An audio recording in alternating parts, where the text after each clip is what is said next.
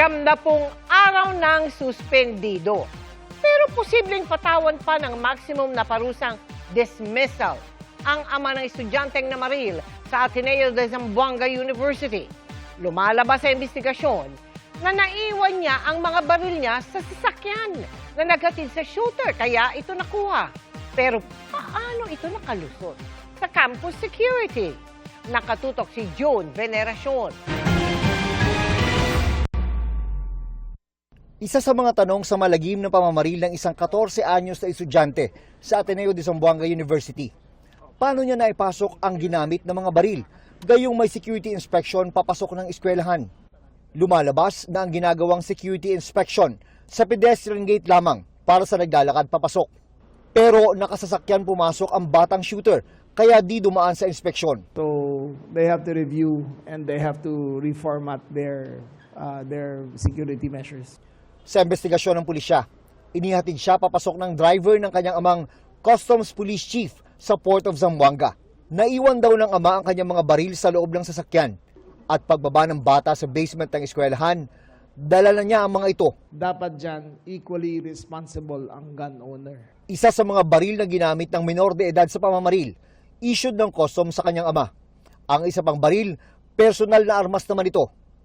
Umiiyak at humingi umano ng pasensya ang ama ng shooter nang makausap ni Customs Commissioner Ariel Nepomuceno. Obvious naman na pabayaan niya yung baril niya. So titingnan natin kung ano yung maximum na pupwede. Kasi gross neglect talaga yan eh. Ang maximum doon, dismissible offense talaga yan. Base sa investigasyon ng PNP, hindi raw bababa sa 7 bala ang ipinutok ng shooter gamit ang .40 caliber at 9mm pistol ng kanyang ama. Ang pamamaril, tumagal lang daw ng 2 minuto. Ang grade 10 student na nasawi, 15 anyos lamang. Hindi pa masabi ng mga otoridad kung sadya siyang tinarget o nagkataon lang. May isa pang estudyanteng nadaplisan ng bala. Nagbaril naman sa sarili ang shooter. We're looking into the friends, we're looking into family, we're looking into his habits. And we're looking at the physical evidence like the firearms, paano ginamit. Ayon sa mga otoridad, may mga indikasyong na-impluensyahan ang junior high school shooter ng online gaming platform na Roblox. Sa mga chat group umano ng platform, nangyayari ang mga pagpaplano ng karahasan. Parang na-radicalize talaga yung bata. The child, according to reports, was a very exceptional student. Number 1 in his class. So, never had behavioral problems. So, we are going to go through all of his gadgets para ma-ascertain namin na talagang ginamit niya yung Roblox para dito.